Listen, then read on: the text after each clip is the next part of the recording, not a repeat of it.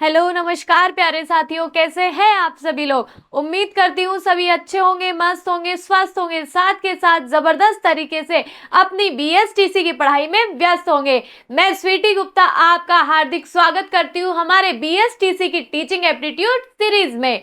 तो आज मैं आपके लिए लेकर आई हूँ बीएसटीसी टीचिंग एप्टीट्यूड के 2024 के पीवाईक्यू यानी प्रीवियस ईयर क्वेश्चन कि किस तरह से आपके 2024 में टीचिंग एप्टीट्यूड से प्रश्न पूछे गए थे और उसी के बेस पर आपको 2026 में किस तरह की रणनीतियां बनानी है जिससे आपका बीएसटीसी 2026 50 के 50 क्वेश्चन सही कर पाए। ठीक है, तो बिना किसी देरी के शुरू करते हैं आज का मजेदार और इम्पोर्टेंट सेशन। तो हमारे साथ में जुड़े रहिए और साथ के साथ में एक पेन और पेपर लेकर जरूर बैठिएगा, क्योंकि यहाँ पर जितने भी इम्पोर्टेंट क्वेश्चन है उसमें कुछ अगर फैक्ट्स होंगे, एक्सप्लेनेशंस होंगी, तो वो मैं आपको अच्छे से बताऊंगी, जिसको आप पेन और पेपर पर नोट कर लीजिएगा। तो आइए शुरू करते हैं हमारा 2024 पीवाईक्यू, जिसका पहला क्वेश्चन होगा हमारे पास में, निम्नलिखित में से कौन सा संप्रेषण में बाधक है? सांस्कृतिक समानता, अधिक द्विषता, स्पष्टता और संक्षिप्तता। तो बताइए क्या हो जाएगा इस क्वेश्चन का बिल्कुल राइट और सटीक आंसर। तो फटाफट से आंसर आप सभी का आ गया होगा और इस क्वेश्चन का आंसर होगा बेटा अधिक द्वेषिता। ठीक है, संप्रेषण, संप्रेषण का मतलब क्या होता है? जब हमने थ्योरी क्लासेस पढ़ी थी तब मैंने बताया था संप्रेषण, जिसको इंग्लिश में कम्युनिकेशन कहते हैं, जिसका मतलब होता है क्या? संप्रेषण, जो कि लैटिन भाषा के कम्युनिस्ट शब्द से उत्पन्न हुआ है। कम्युनिकेशन में हमेशा दो इंसान या फिर दो माध्यम होने चाहिए, पहला सुनने वाला, दूसरा सुनाने वाला, और इन दोनों के बीच में कुछ ना कुछ मैसेज, विचार, तथ्य या फिर सूचनाएं होनी चाहिए। वही क्या होता है बेटा? संप्रेषण होता है, जो लैटिन भाषा के कम्युनिस्ट से मिलकर बना है, जिसका इंग्लिश में मतलब होता है टू कॉमन और हिंदी में कहते हैं समान या फिर सामान्य। ठीक है, तो यहां पर हो जाएगा option number second answer. Next question पर चलते हैं। जब कुछ जानबूझकर शरारत करके कक्षा के अनुशासन को भंग करने का प्रयास कर रहे हैं तो आप क्या करेंगे? बताइए। छात्र को कक्षा से बाहर निकाल देंगे, उन छात्रों को अन्य छात्रों से पृथक कर देंगे, अपनी शक्तियों के प्रयोग से विद्यार्थियों को सुधारेंगे और लास्ट उन्हें आत्मनिरीक्षण का अवसर देंगे और उनके व्यवहार में सुधार करेंगे। अब आपको बच्चों, आपको एक टीचर की तरह, एक शिक्षक की तरह सोचना है, क्योंकि टीचिंग एप्टीट्यूड में एग्जामिनर आपको एक भावी शिक्षक बनाने के लिए पूरा का पूरा तैयार करता है। ठीक है, तो शिक्षक का काम क्या होता है? शिक्षक का सबसे पहला काम होता है बच्चे का सर्वांगीण विकास करना, विकास के साथ हमेशा बच्चे के हित में सोचना।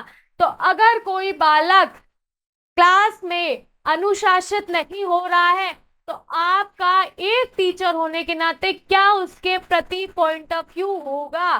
तो आप उसे बाहर नहीं निकालेंगे, आप उसे अन्य बच्चों से पृथक भी नहीं करेंगे, आप उसका सेल्फ एनालाइजेशन करेंगे, आप उसे सुधारने की कोशिश करेंगे, जिससे उस बच्चे का क्या हो सके बेटा? विकास हो सके, वो बाकी बच्चों की तरह कक्षा में अच्छे से अनुशासित हो और अच्छे से पढ़ सके। तो यहाँ पर ऑप्शन नंबर डी सही होगा, उसका आत्मनिरीक्षण करेंगे और उसके व्यवहार में सुधार करेंगे, जिससे कि उसका जो पढ़ने का स्तर है वो भी सुधर सके। उसके हम कारण जानेंगे कि क्यों वो अन्य बच्चों से थोड़ा भिन्न व्यवहार कर रहा है, क्या उसका मेंटली कोई डिसऑर्डर है या फिर पारिवारिक समस्याओं के कारण वो क्लास में इस तरह का उद्दंड करता है। तो इन सभी तथ्यों को ध्यान में रख करके एक शिक्षक की तरह सोच करके ऑप्शन नंबर 4 को टिक कर देंगे। ठीक है, एक नेता होना चाहिए, कैसा होना चाहिए? गतिशील, कठोर, कंजूस, आसपास। नेतृत्व का गुण मैंने बताया था क्या होता है। नेतृत्व में क्या क्या गुण होने चाहिए? सबसे पहले नेता प्रभावी होना चाहिए। नेता कैसा होना चाहिए? संप्रेषित होना चाहिए। नेता आदर्श गुणों से परिपूर्ण होना चाहिए। नेता नैतिकता रखना चाहिए। नेता सामाजिक होना चाहिए। इसी के साथ में प्रभावी व्यक्तित्व होना चाहिए उसका, उसी को तो हम नेता कहेंगे। परिपक्व होना चाहिए यानी कि मैच्योर होना चाहिए, और साथ के साथ गतिशील होना चाहिए। कठोर और कंजूस आसपास नहीं होना चाहिए। ठीक है, नेक्स्ट क्वेश्चन पर चलते हैं। बालिका शिक्षा को महत्वता देने का प्रमुख कारण क्या है? बहुत ही अच्छा क्वेश्चन है, बताइएगा सभी लोग आंसर। महिलाओं के पास समय की अधिकता, महिलाओं की कमजोर शारीरिक क्षमता, महिला जनसंख्या में कमी, और लास्ट है सामाजिक बदलाव में महिलाओं की महत्वपूर्ण भूमिका। तो बेटा आजकल का जो एजुकेशन सिस्टम है उसमें सबसे ज्यादा टॉप कौन कर रही है? गर्ल्स कर रही हैं। तो इसीलिए हमारे समाज को और अधिक विकसित बनाने के लिए, डेवलपमेंट को अच्छा करने के लिए महिला शिक्षा को बढ़ावा देना चाहिए, और सामाजिक बदलाव में महिलाओं की महत्वपूर्ण भूमिका होनी चाहिए। और आपके भी आसपास अगर कोई भी महिला शिक्षित होना चाहती है तो आप उसको डिमोरलाइज नहीं करेंगे, आप उसको प्रोत्साहित करेंगे, क्योंकि आजकल बहुत सारे सोर्सेज हो चुके हैं। जैसे कि आप उसको कोई भी ऑनलाइन पेड कोर्स दिलवा सकते हैं। यूट्यूब पर बहुत सारे क्लासेस है फ्री में, जो कि महिलाएं पढ़ सकती हैं और अपना विकास कर सकती है। एजुकेशन फील्ड में बहुत अच्छी नॉलेज प्राप्त कर सकती हैं। नेक्स्ट क्वेश्चन, लिखित सामग्री का एक अच्छा मूल्यांकन निम्न में से किस पर आधारित होना चाहिए? विषय की समझ पर, भाषाई अभिव्यक्ति पर, भाषाई और तार्किक अभिव्यक्ति पर, जो कुछ पढ़ा है उसे पेश करने की क्षमता पर। तो देखो बेटा, हम मूल्यांकन किसी भी चीज का इसीलिए करते हैं कि हमें उसका फीडबैक मिल सके कि जितना हमने बताया है या पढ़ाया है वो उसको कितना ज्यादा याद है। ठीक है, मेन काम यही होता है मूल्यांकन का, क्या? फीडबैक लेना या फिर प्रश्न पुष्टि करना। तो अच्छा मूल्यांकन किस पर आधारित होगा? भाषाई और तार्किक अभिव्यक्ति, या फिर जो कुछ पढ़ा है उसे पेश करने की क्षमता पर। तो आधारित क्या होगा? भाषाई और तार्किक अभिव्यक्ति पर। ठीक है, विद्यालय मूल रूप से सामाजिक संस्थाएं हैं। क्यों? वे सामाजिक प्रगति के तरीके और साधन सुझाते हैं। वे सामाजिक समस्याओं के समाधान का सुझाव देते हैं। वे समाज द्वारा किए गए दान से संचालित होते हैं। ये हमारी संस्कृति के मूल्यों को संरक्षित करते हैं और भावी पीढ़ी बनाने में संचार करते हैं। तो ऑप्शन नंबर 4 बिल्कुल सही होगा। स्कूल के माध्यम से ही हम हमारे नवीन जो युवा पीढ़ी है उसका विकास करते हैं, और साथ के साथ हमारे जो कल्चर है, हमारा रिचुअल है, उसको मेंटेन रखने का जो प्रोसेस है वो हमें कहाँ से सिखाया जाता है बेटा? स्कूल से सिखाया जाता है। एक नेता होना चाहिए, कैसा होना चाहिए एक नेता?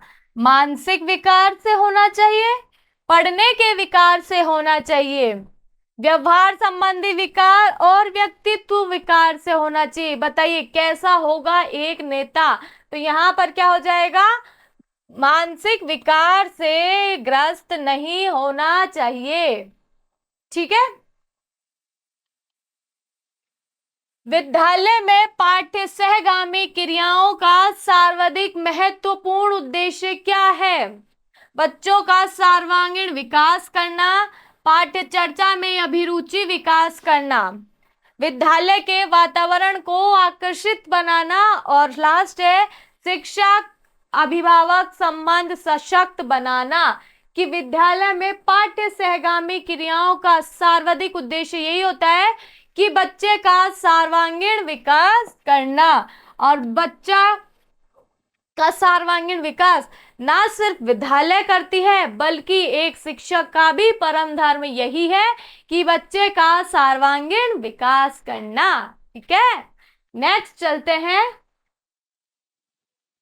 एक प्रभावी नेता टीम की त्रुटि होने पर जिम्मेदारी स्वयं पर लेता है, संपूर्ण टीम को जिम्मेदार बताता है, बाहरी कारक को जिम्मेदार बताता है या फिर त्रुटि होना ही नहीं मानता है। एक नेता कैसा होना चाहिए? अगर मान लो उसके ग्रुप में, उसके अनुयायियों में कोई भी सामंजस्य बिगड़ जाता है या फिर कोई भी रीजन से उनका ग्रुप थोड़ा ब्रेक हो जाता है, तो उसकी पूरी रिस्पॉन्सिबिलिटी नेता खुद पर लेगा, ठीक है, ना कि किसी और पर डालेगा। तो यहाँ पर क्या होगा बेटा? जिम्मेदारी स्वयं पर लेता है। ठीक है, प्रशंसा का उपयोग करते समय एक अध्यापक कौन सी गलती कर सकता है? व्यक्ति की नहीं, कार्य की प्रशंसा करना। प्रशंसा सीधे तौर पर उचित व्यवहार से जुड़ी होनी चाहिए। बहुत अच्छा क्वेश्चन है बेटा, अच्छे से इसको समझिएगा, बिल्कुल कॉन्सेप्चुअल बेस पे आपको सॉल्व करना है। ठीक है, असफलता को संतुलित करने के लिए विद्यार्थियों की अवांछनीय प्रशंसा करना। फोर्थ है व्यक्तिगत विद्यार्थी के पिछले प्रयासों के संबंध में प्रगति की प्रशंसा करना। तो एक टीचर एक बच्चे की प्रशंसा कब और कैसे करता है? तो यहाँ पर देखो कौन सा ऑप्शन है जो बिल्कुल सही होगा। व्यक्तिगत विद्यार्थियों के पिछले प्रयासों के संबंध में प्रगति की प्रशंसा करना। ठीक है, अब चलते हैं हमारे नेक्स्ट क्वेश्चन पर। शिक्षण के लिए एक गतिशील दृष्टिकोण का अर्थ है कि शिक्षण सशक्त और प्रभावी होना चाहिए, शिक्षक ऊर्जावान और गतिशील होना चाहिए, शिक्षण का विषय स्थिर होना चाहिए, छात्रों को गतिविधियों के माध्यम से सीखने की आवश्यकता होनी चाहिए। देखो, गतिशील दृष्टिकोण का अर्थ क्या होता है, जिसमें हमको दो ऑप्शन बिल्कुल सही लग रहे हैं। क्या क्या? सबसे पहले शिक्षण सशक्त और प्रभावी होना चाहिए। ठीक है, टीचर की टीचिंग स्किल्स अच्छी होगी तभी तो वो हमें अच्छे से सिखा पाएगा। शिक्षण का विषय स्थिर होना चाहिए, ये भी ठीक है, और शिक्षक ऊर्जावान होना चाहिए और गतिशील होना चाहिए, ये भी बिल्कुल ठीक है। तो पूरा का पूरा कंफ्यूजिंग क्वेश्चन हो गया ना, कि चारों ऑप्शन एक जैसे दिख रहे हैं, सबका दिमाग घूम गया। तो इसमें क्या ऑप्शन है जो बिल्कुल सही होगा? देखो, शिक्षण के लिए एक गतिशील दृष्टिकोण का अर्थ क्या है? शिक्षण के लिए गतिशील दृष्टिकोण छात्रों को गतिविधियों के माध्यम से सीखने के लिए आवश्यक होना चाहिए। ठीक है,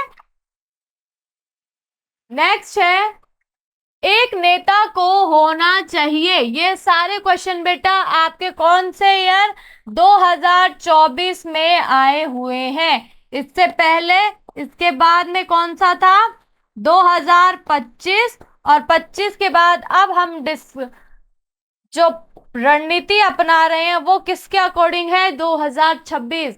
तो हमको पता होना चाहिए कि पिछले साल किस तरह के क्वेश्चन आपसे पूछे गए थे। ठीक है, एक नेता को होना चाहिए विकास, परिपक्वता, वृद्धि और अधिगम। देखो, वैसे तो नेता को वृद्धि करनी चाहिए, परिपक्व होना चाहिए, विकसित होना चाहिए, साथ के साथ उसमें अधिगम की भी क्षमता होनी चाहिए, लेकिन फिलहाल इसका आंसर क्या हो जाएगा? परिपक्व, यानी कि मैच्योर होना चाहिए। कौन? एक नेता। ठीक है,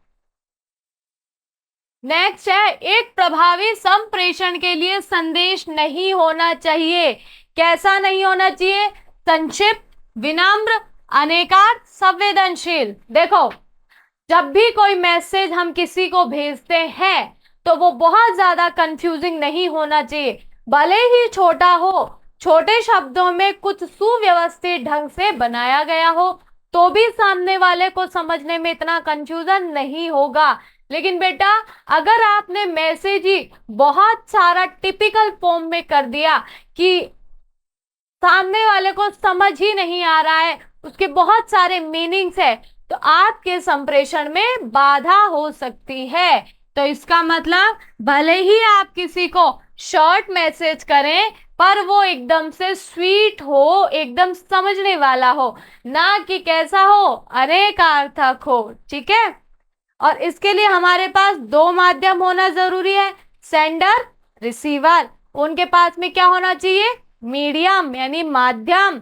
और माध्यम के बाद में मैसेज संक्षिप्त होना चाहिए, सुव्यवस्थित होना चाहिए, सरल भाषा में लिखा हुआ होना चाहिए। ठीक है। नेक्स्ट क्वेश्चन पर चलते हैं। नवीन मौलिक एवं उपयुक्त विचारों को या कार्यों को उत्पन्न करने की योग्यता संबंधित है किससे, अधिगम से, नेतृत्व से, सृजनात्मकता से, अनुमानी चिंतन से। बताइए क्या होगा सही उत्तर, बताना है सभी को, क्या हो जाएगा इसका आंसर। तो सृजनात्मकता से। सृजनात्मकता बोले तो क्रिएटिविटी। क्रिएटिविटी कहाँ से उत्पन्न हुआ है, लैटिन भाषा के कौन से शब्द से, क्रिएरे से उत्पन्न हुआ है। और इसका इंग्लिश में दो मीनिंग होता है। क्रिएटिविटी दोनों को डिवाइड करते हैं, एक वर्ब फॉर्म में, एक एडजेक्टिव फॉर्म में। क्रिएरे और क्रिएट मतलब वर्ब, एडजेक्टिव मतलब क्रिएटिविटी। ठीक है। अब बेटा नए एवं मौलिक विचारों का उत्पन्न होना ही क्या कहलाता है, क्रिएटिविटी, सृजनात्मकता कहलाता है। साथ के साथ में नए आविष्कारों की खोज करना जो मानव के उपयोग में आ सके और मानव जीवन को सरल बना सके, वो क्या होता है, सृजनात्मकता यानी क्रिएटिविटी कहलाती है। नेक्स्ट पर चलते हैं।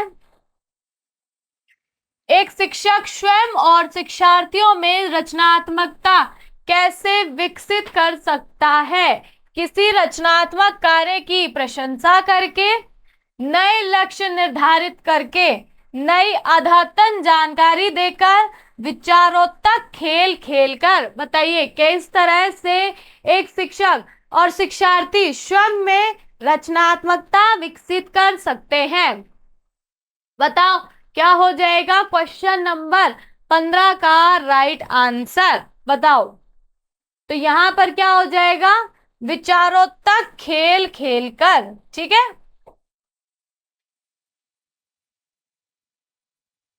एक अध्यापक के रूप में आप अपने संप्रेषण को प्रभावी बनाने के लिए क्या क्या उपाय करेंगे, विद्यार्थियों के अधिगम स्तर को जानेंगे, समुचित शब्दों का प्रयोग करेंगे, अपने ज्ञान को विस्तृत करेंगे, जोर से बोलेंगे। बताइए क्या होगा राइट आंसर।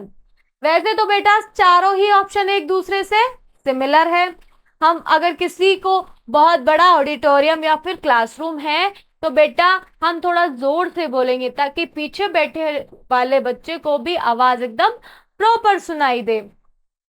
अपने ज्ञान को विस्तृत कर लेंगे, उसी के साथ समुचित शब्दों का प्रयोग करेंगे, यानी जिस तरह से छात्रों को या तो हिंदी में आसानी है सुनने में या फिर इंग्लिश में आसानी है, तो सेम हम उस लैंग्वेज का यूज करेंगे, उसी लैंग्वेज में उसी भाषा में बच्चे को आंसर बताएंगे। और ऑप्शन है बच्चे के अधिगम स्तर को जानेंगे। तो देखो बेटा संप्रेषण में सबसे जो जरूरी है वो ऑप्शन नंबर ए होगा, बच्चे के संप्रेषण स्तर को जानेंगे, उसके विकास के स्तर को जानेंगे कि उसका आईक्यू लेवल कितना है, कितना वो चीजें कैच कर पाएगा, हमें किस स्तर पर उसको समझाना है। तो ऑप्शन नंबर फर्स्ट यहां पर राइट होगा।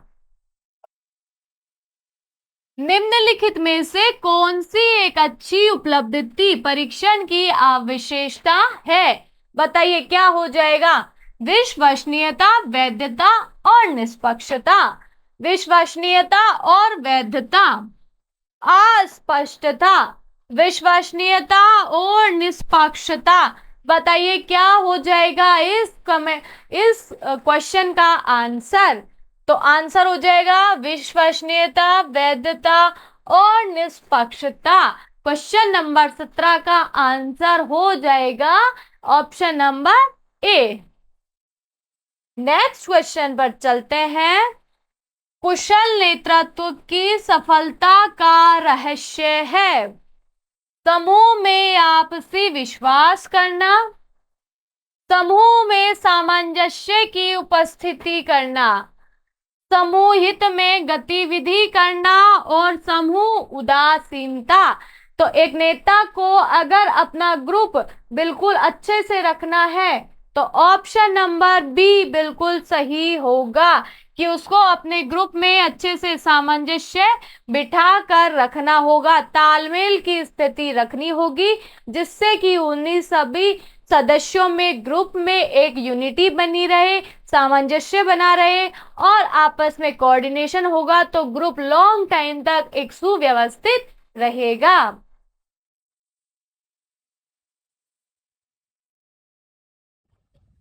तो इस क्वेश्चन को हम देखते हैं।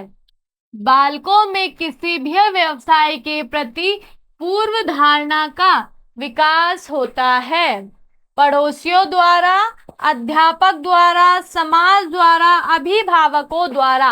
देखो बेटा, वैसे तो बालक का किसी भी व्यवसाय के प्रति पूर्ण धारणा का विकास उसके पेरेंट्स भी करते हैं, पड़ोसी भी करते हैं, समाज भी करते हैं और अभिभावक भी करते हैं। जब हमने पढ़ा था अभिकरण के चरण तो हमने 2 चरण डिस्कस किए थे, प्रारंभिक चरण, द्वितीयक चरण। प्रारंभिक चरण में हमारे माता पिता, अभिभावक, रिश्तेदार, पड़ोसी आते हैं। द्वितीयक चरण में कौन आते हैं? शैक्षिक स्तर, जिसमें हम हमारे स्कूल, कॉलेज आदि की बात करते हैं। धार्मिक स्थल, जैसे मंदिर हुआ, हमारा धर्म हुआ, जिनसे हम चीजें सीखते हैं। राजनीतिक स्तर की पॉलिटिकल रीजन से या पॉलिटिकल पार्टियों से हम चीजें सीखते हैं। तो अभिकरण के 2 चरण बताए थे। तो व्यवसाय के प्रति पूर्ण धारणा तो हम वो कहां से लेते हैं? देखो, व्यवसाय के प्रति पूर्व जो धारणा होती है हम हमारे अभिभावकों से लेते हैं। वैसे तो हम समाज से भी ले सकते हैं, अभिभावकों से भी, पड़ोसियों से भी और अध्यापक से, लेकिन यहां पर क्या हो जाएगा? अभिभावकों के द्वारा। निम्नलिखित में से कौन सी मूल्यांकन विधि पक्षपात एवं व्यक्तिनिष्ठ हो सकती है?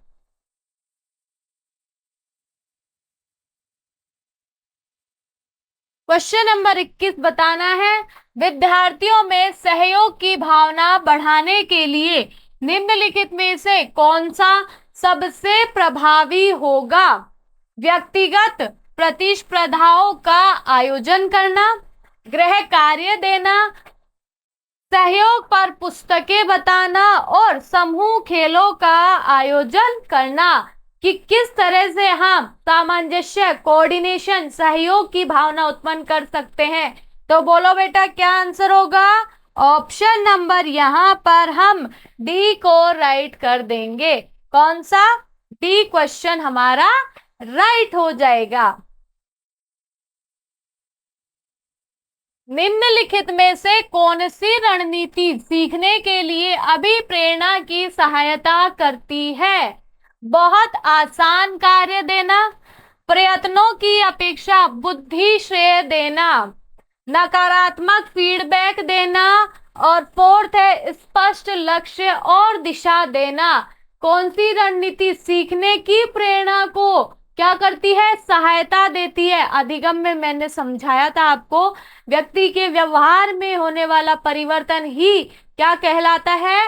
अधिगम कहलाता है, जो कि कैसा होता है बेटा? स्थायी होता है।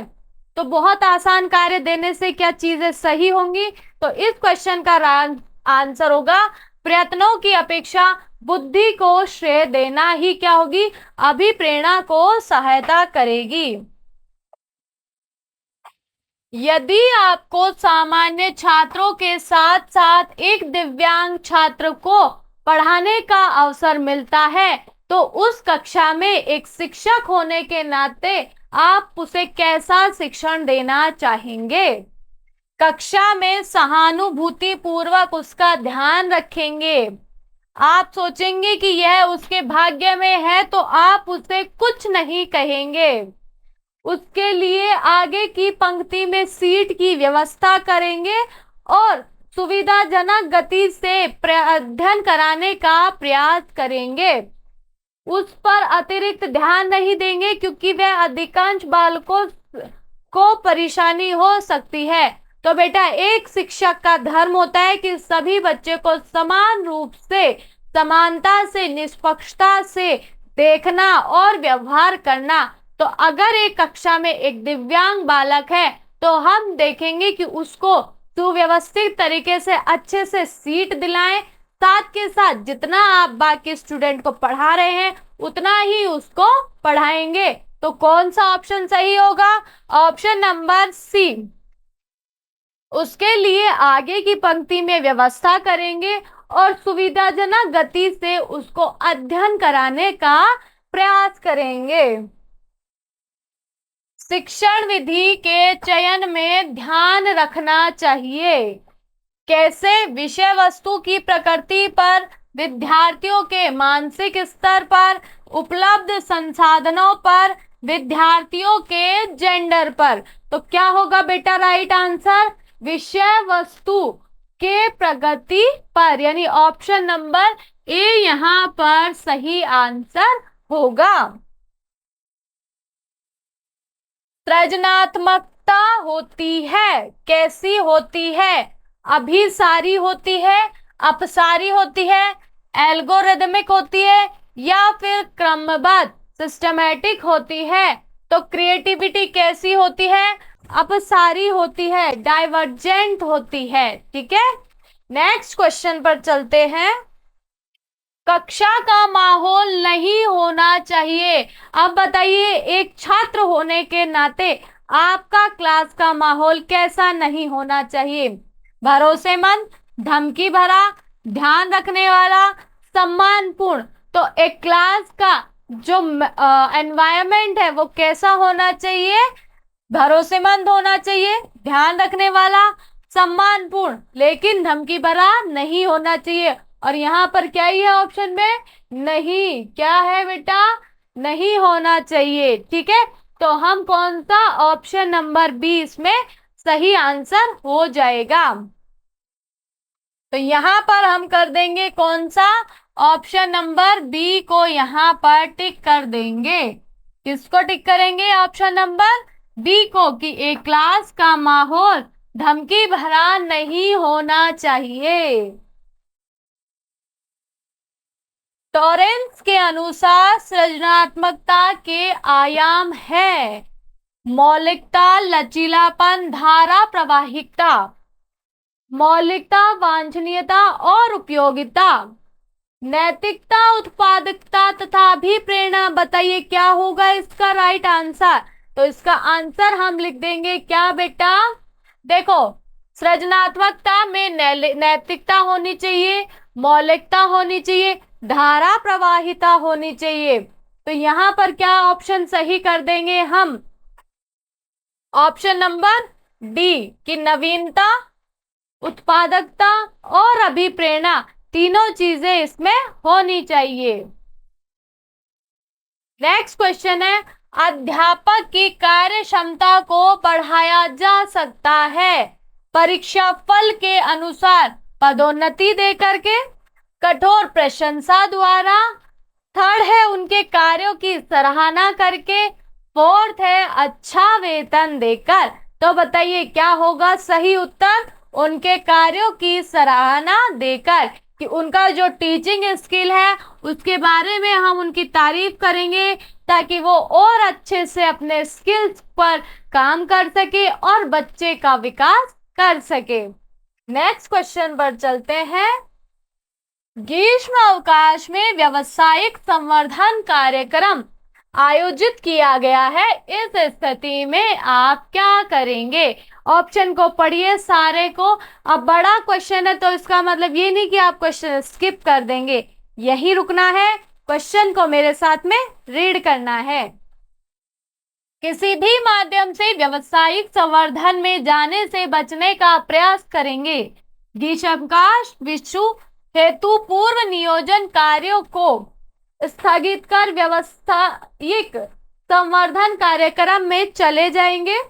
कोशिश करेंगे कि परिवार को भी समय दे पाए और व्यावसायिक संवर्धन कार्यक्रम में भी भाग ले पाए। व्यावसायिक संवर्धन कार्यक्रम में जाएंगे किंतु पूर्ण रूप से बैठकर जल्दी वापस नहीं आएंगे। तो देखो बेटा, अगर आपके पास व्यावसायिक संवर्धन कार्यक्रम का इनविटेशन आता है तो आपके लिए क्या सही होगा? कोशिश करेंगे कि फैमिली को तो टाइम दे ही समय, फैमिली को तो आपको टाइम देना ही देना है, साथ के साथ में संवर्धन कार्यक्रम में भी पार्टिसिपेट करना है। नेक्स्ट क्वेश्चन है, अध्यापक की कार्य क्षमता को बढ़ाया जा सकता है। रिपोर्ट स्वयं व्याख्यान होनी चाहिए। रिपोर्ट कार्ड में नेगेटिविटी यानी नकारात्मक टिप्पणियां नहीं होनी चाहिए। रिपोर्टिंग करते समय भाषा स्पष्ट होनी चाहिए। रिपोर्टिंग में विद्यालय द्वारा तय किए गए सभी मानदंड होने चाहिए। तो बेटा ऑप्शन नंबर डी यहाँ पर बिल्कुल सही होगा। ठीक है, ये हो गए हैं बीएसटीसी के पीवाईक्यू कितने 30 के 30। अभी और बचे हैं कितने 20, क्योंकि कितने पीवाईक्यू आए थे हमारे पास 50। तो नेक्स्ट सेशन में करेंगे हम बीएसटीसी के बचे हुए 20 पीवाईक्यू। तब तक अपनी पढ़ाई को कंटिन्यू रखना है, डेडिकेशन रखना है, साथ के साथ में डेली के डेली एमसीक्यूज प्रैक्टिस करते रहना है। ठीक है, मिलते हैं नेक्स्ट सेशन में। तब तक के लिए best of luck for your future and BSTC teaching aptitude 50 पार। ठीक है।